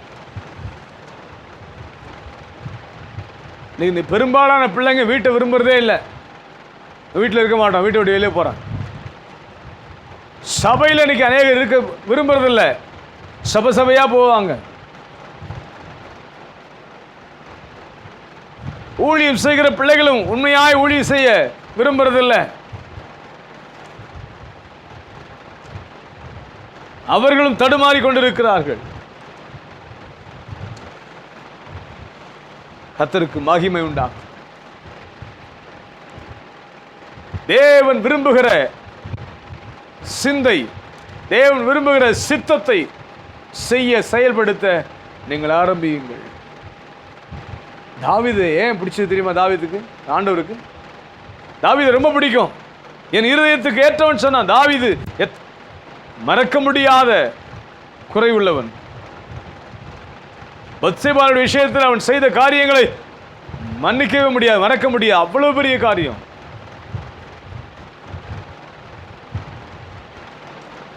அப்படி இருந்தும் தாவீது என் இருதயத்துக்கு ஏற்றவன் சொன்னார் கர்த்தர். அவன் செய்த எல்லாவற்றையும் கர்த்தரிடத்தில் சொல்லி அறிக்கையிட்டு மனஸ்தாபப்படக்கூடியவனாய், மன்னிப்பு கேட்கக்கூடியவனாய், திருந்தி வாழ விரும்பக்கூடியவனாய், கர்த்தரை சார்ந்து வாழக்கூடியவனாய், கர்த்தரை தேடக்கூடியவனாய், கர்த்தரையை நம்பியிருக்கக்கூடியவனாய் இந்த தாவீது மாறினான். ஆகவேதான் இந்த தாவீதை கர்த்தர் கைவிடவில்லை. சவுல் 3 காரியத்தில் தான் தவறி போனான். தாவீது அநேக காரியங்களை தவறி போயிருக்கிறான். தாவீதை போல ரத்தம் சிந்தின ஆள் இல்லை. ஆனால் அந்த தாவீதை கர்த்தர் சிநேகித்தான்.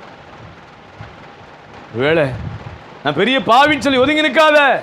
இன்னைக்கு பாவத்தை அறிக்கையிட்டு பாவத்தை மன்னிக்கிற இயேசுவை அண்டிக்கொள். மனம் திரும்பி வா. சபையில நீ அங்கமாயிரு. ஒவ்வொரு நாளும் முழங்கால் படியிட்டு தேவனை நோக்கிப்பார். வேத வசனத்தை வாசித்து தியானித்து அதற்கு உன்னை ஒப்பு கொடுத்து விடு. அவரை அண்டிக் கொண்டிரு. அவரே உனக்கு அடைக்கலம் என்று நீ நம்பு. அவரை சார்ந்து வாழ்கிற ஒரு வாழ்க்கையை, ஒரு சார்பு வாழ்க்கை உடையவனாயிரு. கர்த்தர் உன் பாவங்களை மன்னித்து அக்கிரமங்களை நீக்கி வியாதியை சுகமாக்கி உன்னை வாழ வைக்கிற கர்த்தர். நீ இழந்ததையெல்லாம் திரும்ப தருவா. நீ இழந்ததையெல்லாம் திரும்ப தருவா. நீ இழந்ததை திரும்ப தருவா. ஒரு காரியம், கர்த்தரை அடைக்கலமாய்க்கொள். கர்த்தர் நிச்சயமாக உன்னை ஆசீர்வதிப்பார். தாவீதை நினைத்தது போல, தாவீதை ஆசீர்வதித்தது போல உன்னையும் உங்களையும் ஆசீர்வதிக்க கர்த்தர் காத்திருக்கிறார். கர்த்தர் உங்களை ஆசீர்வதிப்பாராக. மூன்றாவதாக, 12 வருடமாய் பெரும்பாடுள்ள ஒரு ஸ்திரீ. இந்த 12 வருட பெரும்பாடுள்ள ஸ்திரீ மத்தேயு, மார்க்கு, லூக்கா 3 சுவிசேஷங்களிலும் மறக்காம எழுதி கொடுத்திருக்கிறார் கர்த்தர். எத்தனையோ வியாதியஸ்தரை கர்த்தர் குணமாக்கினார். 38 வருஷம் படுக்கையா இருந்த ஒருத்தன், அவனை பற்றி இந்த 3 சுவிசேஷங்கள் எழுதப்படலை. ஆனால் அது பெரும்பாலும் ஒரு ஸ்திரீயை பற்றி கர்த்தர் எழுதி கொடுக்கிறார். ஆண்டவருக்கு ஸ்தோத்திரம்.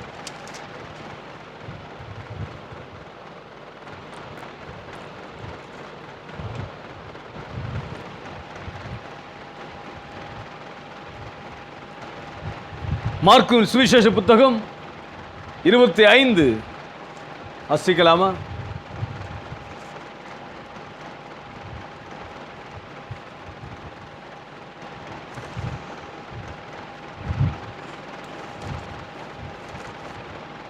மார்க்கு 5:25. அப்பொழுது 12 வருஷமாய் பெரும்பாடுள்ள ஒரு ஸ்திரீ அநேக வைத்தியர்களால் மிகவும் வருத்தப்பட்டு தனக்கு உண்டானவைகள் எல்லாம் செலவழிந்தும் சற்றாகிலும் குணமடையாமல் அதிக வருத்தப்படுகிற பொழுது இயேசுவை குறித்து கேள்விப்பட்டு, நான் அவருடைய வஸ்திரங்களை ஆகிலும் தொட்டால் சொஸ்தமாவேன் என்று சொல்லி ஜனக்கூட்டத்துக்குள்ளே அவருக்கு பின்னாக வந்து அவருடைய வஸ்திரத்தை தொட்டாள் என்று பார்க்கிறோம். ஆண்டவராக இயேசு கிறிஸ்துவை நம்புகிறோம், கேள்விப்பட்டிருக்கிறோம். ஆனால் அவரை நெருங்கி வருவதற்கு இன்றைக்கு அநேகருக்கு விருப்பம் இல்லை. நாம் ஆராதிக்கிற நம்முடைய ஆண்டவர் மனுஷனை கொன்று போடுகிறவர் அல்ல, மனுஷனுக்காய் ஜீவனை கொடுத்தவர். தான் உயிரை கொடுத்து உங்க உயிரை, என் உயிரை காப்பாற்றினவர் தான் இயேசு. சிலர் சொல்லுவாங்க, அவரே பாவமா சிலுவையில் தொங்குறார், அவரை காப்பாற்றிய அவரால் முடியல, அவரென்று எல்லாரும் போறாங்க. வேதம் சொல்லுகிறது, பிரியமானவர்களே, உங்க அறியாமையில ஒரு முடிவுக்குள்ள வந்துடாதீங்க. அவர் தாமே சோதிக்கப்பட்டார், பாடுபட்டார். எதுக்காக தெரியுமா? சோதிக்கப்படுகிற உனக்கு உதவி செய்ய, எனக்கு உதவி செய்ய. மெய்யாகவே நம்முடைய பாடுகளை ஏற்றுக்கொண்டு நம்முடைய துக்கங்களை சுமந்தார். நமக்கு சமாதானத்தை உண்டாக்கும் ஆக்கினை அவர் மேல் வந்தது. நீ சமாதானமா இருக்கத்தான் இயேசு அந்த வேதனை அனுபவித்தார். உன் பாவங்களை மன்னிக்கத்தான் இயேசு தன் சிலுவையிலே தன்னுடைய இரத்தத்தை சிந்தி அந்த இரத்தத்தின் வழியாய் உன்னை மன்னித்தார். உனக்கும் தேவனுக்கும் மனித குலத்துக்கும் பரலோகத்துக்கும் சம்பந்தம் இல்லாது இருந்த போது பரலோக தேவன் தன் சொந்த குமாரனை அனுப்பி சிலுவையிலே அறையை ஒப்பு கொடுத்தபடினாலே வானத்துக்கு பூமிக்கு நடுவாய் துவங்கின இயேசு பூமியில் வாழ்கிற உன்னையும் பரலோகத்தில் இருக்கிற பிதாவாகிய தேவனையும் இணைக்கும்படிக்கு இயேசு அப்படி பாடுபட்டார் என்று நம்பு. அதுதான் சுவிசேஷம். அதுதான் உனக்கு ரட்சிப்பை கொண்டு வருகிறது. அதை விட்டுட்டு மனுஷனுடைய எண்ணம் எப்படி இருக்குது? இயேசுநாதரே தாகம் தாகம் சொன்னாரு, இயேசுநாதரே கைவிடப்பட்டாரு, நீ கைவிடப்படக்கூடாது என்பதற்காக அவர் கைவிடப்பட்டார். நீ தரித்திரமாகி தரித்திரத்திலே சாகக்கூடாது என்பதற்காக அவர் தரித்திரமானார். உன் கைகளிலும் கால்களில் அடிக்கப்பட வேண்டிய ஆணியை அவர் ஏற்றுக்கொண்டார். உன் வாழ்க்கையில் இருக்கிற சாபத்தை, தலைமுறையான சாபம், அந்த சாபத்தை தன் சிரசில் ஏற்றுக்கொண்டார். அவர் சுட்டி கொண்ட முள்முடி உன் சாபத்தை எல்லாம் எடுக்கக்கூடியது. அத்தனை அத்தனை காரியங்களையும் இயேசு செய்தார் என்பதை மறந்து விடாது. சபைக்குள்ள வந்தாலும், ஞானஸ்நானம் பெற்றிருந்தாலும், அபிஷேகம் பெற்றிருந்தாலும், நான் ரெகுலராய் சபைக்கு வருகிற ஆள் தான் என்று சொல்லியிருந்தாலும், நம்முடைய பெரும் பாடுகள், வருத்தங்கள் நிறைந்த வாழ்க்கையிலே ஓடும்போது நாம் நம்புகிறது யாரை? நாம் கேள்விப்பட்ட சுவிசேஷம், நாம் கேள்விப்பட்ட சத்தியம், நாம் அறிந்திருக்கிற இயேசுவை குறித்து நாம் எந்த அளவுக்கு நினைவுள்ளவர்களாக இருக்கிறோம்? அநேக நேரங்களில் நம்மால சபைக்கு வந்தவங்க நமக்கு புத்தி சொல்லுவாங்க, நாம் பெற்ற பிள்ளைகள் நமக்கு புத்தி சொல்லுவாங்க. சபையார் ஊழியர் செய்கிற மக்களுக்கு புத்தி சொல்லக்கூடிய நிலைமையில் இருக்கும். ஏனையா அவர்களுடைய பார்வை கர்த்தரை அறிகிற பார்வை அல்ல, உலகத்தை அறிகிற பார்வை. பூமியிலே அவர்கள் ஆத்தும மண்ணோடு ஒட்டி கொண்டிருக்கிறபடியினாலே விண்ணுலக தேவனை அறிந்து கொள்ள முடியாத வினோதம் அவர் வாழ்க்கையிலே சூழ்ந்திருக்கிறது. 10 வருஷம் 20 வருஷம் சபைக்கு வருவான், பாஸ்டர் எனக்கா ஜெபம் பண்ணுங்க. உன் பிள்ளை ஸ்கூலுக்கு போயிட்டு இருக்கிறான், எத்தனை வருஷம் ஸ்கூல் படிக்க வைப்பீங்க? மிஞ்சி போனா 14-15 வருஷம். அதிகம் படிக்கணும், எம்ஃபில் பிஹெச்டிலாம் படிக்கணுமா, ஒரு 17-18 வருஷம் எல்லாம் முடிஞ்சிடும். அதுக்கப்புறம் படிச்சுட்டே இருக்கான், வேலைக்கு போகலன்னா எதுக்காக படிக்கணும் அவன்?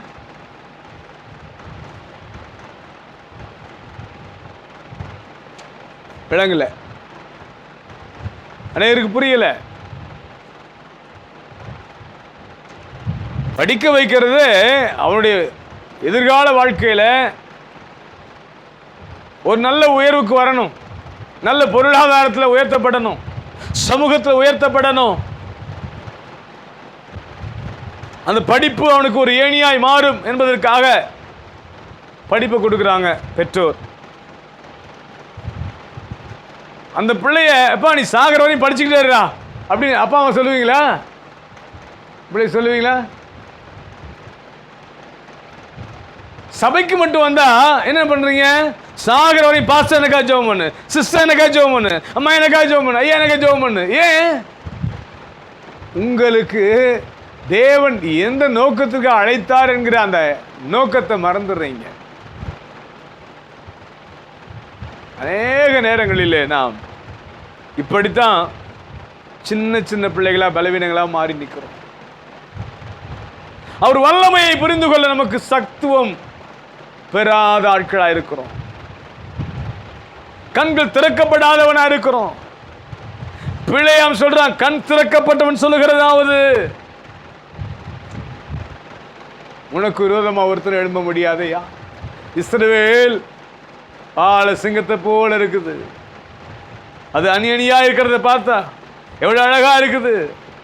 உனக்கு விரோதமா மந்திரவாதம் இல்லை, உனக்கு விரோதமா குறி சொல்லுது இல்லைன்னு சொல்றான். யாரையா? ஒரு குறி சொல்லக்கூடிய சபிக்கக்கூடிய மந்திரவாதி சொல்றான். அவன் கண் திறந்து சொல்றான், இந்த ஜனத்துக்கு ஒப்பான ஒரு ஜனம் இல்லை என்று சொல்லுகிறான்.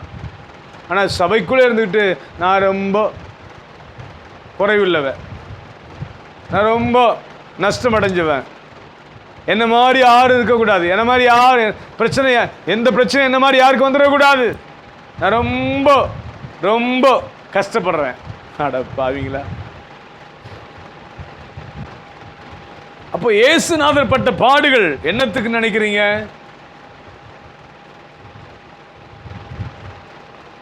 மெய்யாகவே நம்முடைய பாடுகளை ஏற்றுக்கொண்டார். உன் பாடுகளை ஏற்றுக்கொண்டே சொல்லியிருக்கலாம். ஏன் மெய்யாகன்னு சொல்லியிருக்காருன்னா, நீ நம்புறதுக்கு தான். இன்னும் அதிகமா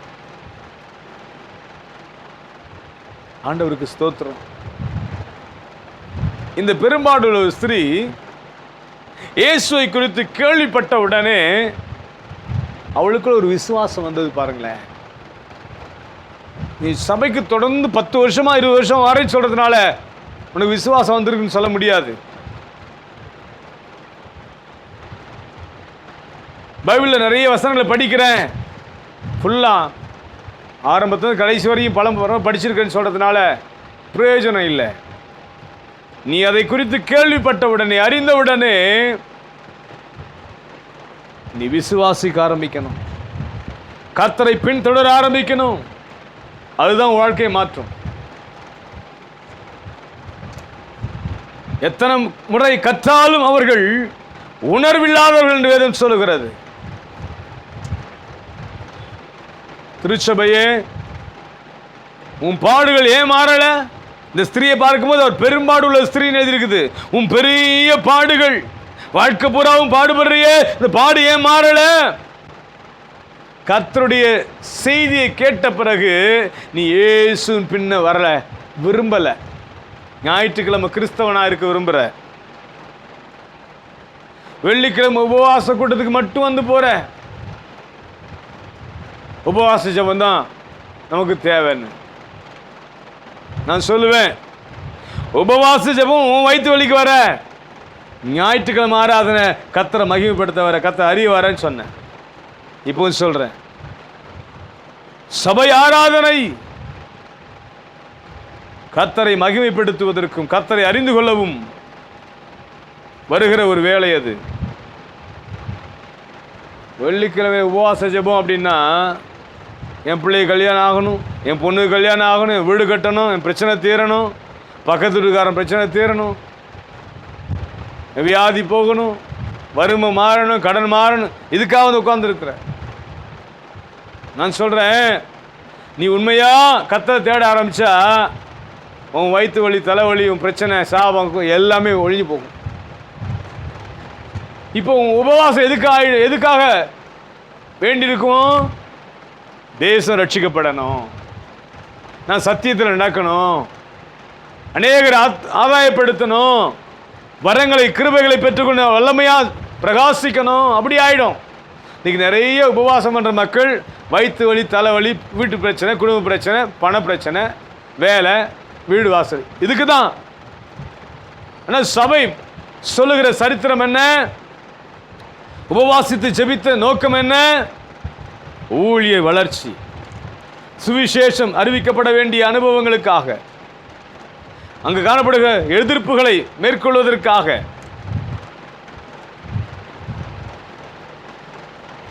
அடிமைத்தனமாக வாழ்கிற மக்களுடைய மீட்புக்காக உபவாசம் பண்ணினதாக எழுதப்பட்டிருக்கிறது. இன்னைக்கு புதிய ஏற்பாட்டில் இது நம்முடைய காலத்தில் இருக்கிற சபைகள் எல்லாம் வியாதிக்காக, மாந்திரிகத்துக்காக, பிரச்சனைகளுக்காக தான் உபவாசமே நடந்துட்டு இருக்குது. இதெல்லாம் கூட கிடைக்கிற காரியம். எதெல்லாம் நீ தேவைன்னு சொல்லி பாரப்பட்டு உபவாசம் பண்ணி ஜெபம் பண்றியோ அதெல்லாம் கர்த்தர் கூட கொடுப்பாராம். முதலாவது தேவனுடைய ராஜ்யத்தையும் அவர் நீதியை தேட ஆரம்பிச்சுட்டா கூட கிடைக்கும் எல்லாம்.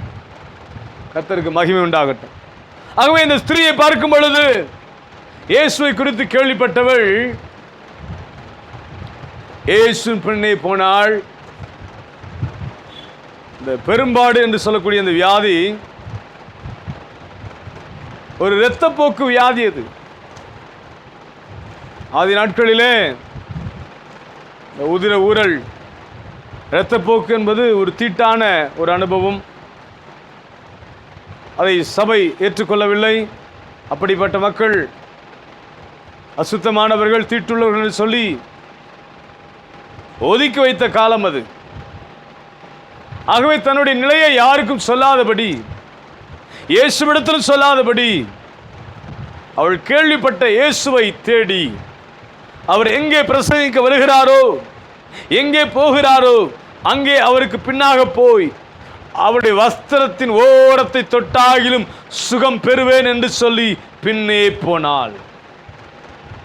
என் அன்பு சகோதரனே, சகோதரியே, உன் பிரச்சனை மாறணுமா? இயேசு பின்னே வா. நீ சபைக்கு வந்துட்டு இங்கே சபையில் இருக்கிற ஆட்கள் கூட பின்னாடி சுற்றிட்டு இருக்கிற, சபையில் இருக்கிற மக்களை நீ சேகம் பாராட்டி அவங்க தான் இவங்க தான் ஓடிட்டு இருக்கிற. வாழ்க்கையில் சுகம் பெற முடியாது, பாடுகள் மாறாது. கர்த்தர் எங்கே இருக்கிறாரோ அங்கே அவரை தேடி அவரை பின்பற்று. அவர் வஸ்திரத்தின் தொங்கலை பிடித்துக்கொள்ள ஆசைப்படு.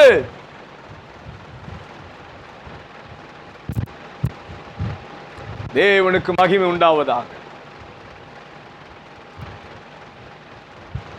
சத்தியம் அறியாத இந்த ஸ்திரீ கேள்விப்பட்டவுடனே இயேசுவை பின்பற்றினாள். இயேசு பின்தொடர்ந்து வந்தால் உனக்கு அற்புதம் நடக்கிற வரையிலும், உன் வாழ்க்கையில் உயர்வு கிடைக்கிற வரையிலும், நீ ஜீவனை பெற்றுக்கொள்ளுகிற வரையிலும், சுகத்தை பெற்றுக்கொள்ளுகிற வரையிலும் விடாதே. ஒரு நாள் சர்ச்சுக்கு வந்துட்டேன், ஜெபம் பண்ண, பாஸ்டர் ஒண்ணுமே நடக்கல சொல்லி முடிவுக்கு வந்துடாதீங்க. ஒவ்வொரு நாளும் இரவு பகலாக இயேசுவை தேட ஆரம்பியுங்கள். ஆண்டவர் இயேசு ரொம்ப தூரமானவர் அல்ல, உங்கள் சமீபத்தில் இருக்கிறார். அவர் தான் சொல்லிட்டாருங்க, நான் உங்களுக்கு துணையாய் இருக்கிற கர்த்தர் என்று சொல்லி. உண்மையாய் தேடி வாங்க. தான் தீட்டுள்ளவள் என்பதை வெளிப்படுத்த முடியாதவள், தன்னை மூடிக்கொண்டு இயேசு நின்று பிரசங்கித்த இடத்துல ஜனக்கூட்டத்தின் நடுவிலே வந்து அவர் வஸ்திரத்தை தொட்டபோது வல்லமை புறப்பட்டது. பெரும்பாடுள்ள ஸ்திரீ இந்த வியாதி நீங்கி சுகம் பெற்றாள் என்று வேதம் சொல்லுகிறார். 25ஆம் வசனத்திலிருந்து 34ஆம் வசனம் வரை வாசிக்கும் பொழுது இந்த ஸ்திரீக்கு தேவன் செய்த அற்புதத்தை பார்க்க முடிகிறது. உன் வாழ்க்கையிலும் அன்பு சகோதரி சகோதரியே, பல வருஷங்கள் உன் பலவீனத்துக்காக, உன் வியாதிக்காக செலவழித்து செலவழித்து செலவழித்து மாத்திரை மருந்து டாக்டர், இந்த டாக்டர் அந்த டாக்டர் அந்த டாக்டர் மாற்றி மாற்றி மாற்றி மாற்றி ஓடிக்கொண்டிருக்கலாம். உன் வாழ்க்கையை மாற்றக்கூடிய இயேசு உன் அருகில் இருக்கிறார், உனக்குள்ளே வாழ்கிறார். உன் ஆராதனை ஸ்தலத்திலே அவர் வாசமாயிருக்கிறார். அவர் நாமத்தை மகிமைப்படுத்துகிற எந்த ஸ்தலத்திலும் நான் வந்து ஆசீர்வதிப்பேன் என்று சொல்லியிருக்கிறார். ஆகவே இந்த சத்தத்தை கேட்டுக்கொண்டிருக்கிற அன்பு சகோதரி சகோதரியே, நீ உண்மையாய் தேவனை தேடுவாயானால், உண்மையாய் தேவனை ஆராதிப்பாயானால் பெரும் பாடுகள் நீங்கி பிழைக்கும்படிக்கு இப்பொழுதே அவருடைய வல்லமை உன்னை மூடும். பெற்றுக்கொள்ளுங்கள். ஆண்டவரே, இந்த ஸ்திரீ பின்தொடர்ந்து வந்தது போல நானும் உம்மை பின்பற்றி பின்தொடர்ந்து வருகிறேன். உம்முடைய வஸ்திர தொங்கலாலே என்னை மூடும், என்னை குணமாக்கும், உம்முடைய காயங்களால் என்னை குணமாக்கும், உம்முடைய தழும்புகளால் என்னை குணமாக்கும் என்று சொல்லி கேளுங்கள். ஆண்டவர் இயேசு இரக்கமுள்ளவர், இறங்கி உன்னை தொட்டு குணமாக்க வல்லவராயிருக்கிறார். நினைச்சு பாருங்க, இயேசு வஸ்திரத்தில் வல்லமை பெறப்பட்டது. ஹல்லேலூயா. வஸ்திரத்திலேயே 12 வருஷ பெரும்பாடுள்ள அந்த வேதனை மாறுமானால், அவர் உனக்காகப்பட்ட பாடுகள் நிறைந்த அந்த சரீரத்தில் ஏற்றுக்கொண்ட அந்த வலிகள், வேதனைகள், அந்த காயங்கள், சிந்தனை, ரத்தம் எவ்வளவு அதிகமாய் உன்னை மேன்மை உள்ளவளாய் மாற்றிவிடும் என்று பாருங்களேன். கர்த்தர் பெரியவர், கர்த்தர் பெரியவர். அவர் தழும்புகளின் சுகத்தை விரும்புங்கள். அநேகர் டாக்டரோடு தான் அவங்க லைஃப். டாக்டர், இந்த டாக்டர் இல்லைன்னா என்னால் வாழவே முடியாது, இயேசு இல்லைன்னா வாழ முடியாது சொல்லக்கூடிய காலங்கள் போய் அந்த டாக்டர் இல்லைன்னா வாழ முடியாது என்கிற நிலையில் காணப்படுறாங்க. தெய்வீக சுகத்தை விரும்புறதுக்கு இன்னைக்கு ஆட்கள் இல்லை. ஏன்னா இவங்களால ஆண்டவர் பின்தொடர முடியாது, இவங்களால ஜெபிக்க முடியாது. இவங்க ஃபோன் போட்டு ஜெபம் பண்ண சொல்றது, காணிக்கை அனுப்பி ஜெபம் பண்ண சொல்றது, அதனால இவங்க ஜெபம் பண்ண மாட்டாங்க. ஒரு நிலை மாற வேண்டுமானால் நீங்கள் முழங்கால் படியிட்டு செபிக்க பழகுங்கள். கர்த்தரை பின்தொடர்ந்து வர விரும்புங்கள். அவரை தொட்டு பேச விரும்புங்கள். இயேசுவே, உடைய வஸ்திரத்தின் ஓரத்தை நான் தொடுகிறேன், உடைய ஆணிகள் பாய்ந்த கரத்தை நான் தொட விரும்புகிறேன், உடைய பாதத்தை முத்தமிட விரும்புகிறேன்,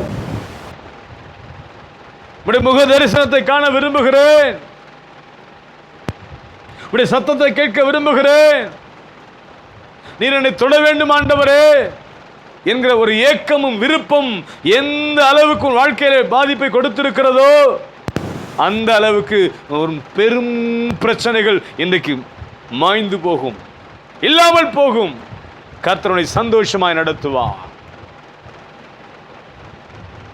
ஆண்டவருக்கு மகிமை உண்டாகட்டும். அவரினுடைய அடைக்கலம் என்று ஓடிவா.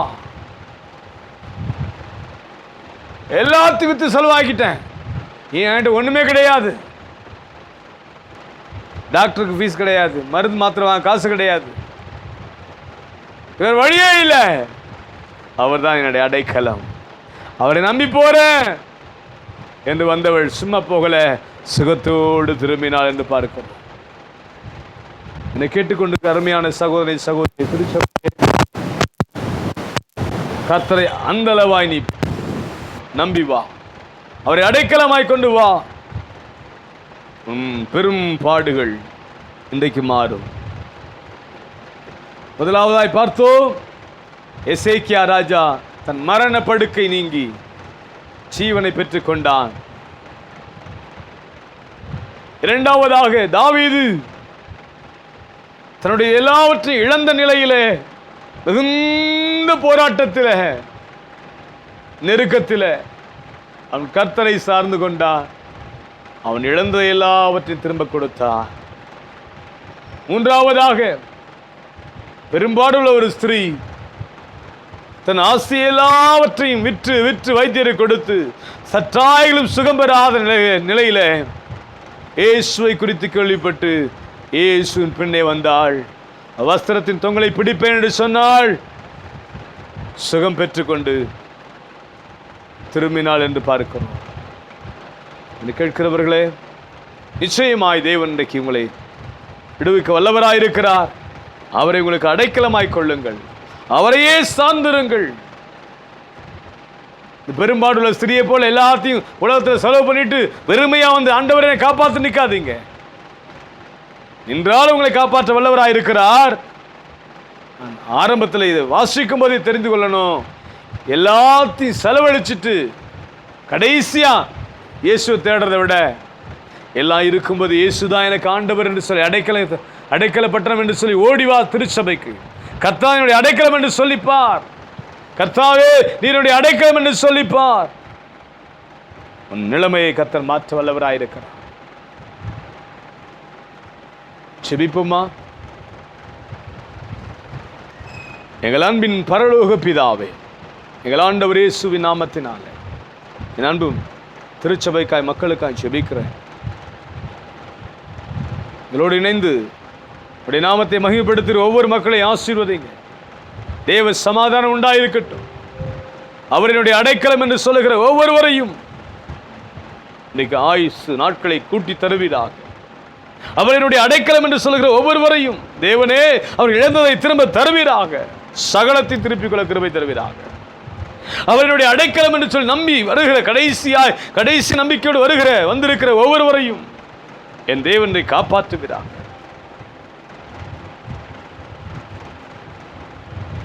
தேசம் கொடிய கொள்ளைக்கு நோய்க்கு பாதிக்கப்பட்டிருக்கிறதேப்பா.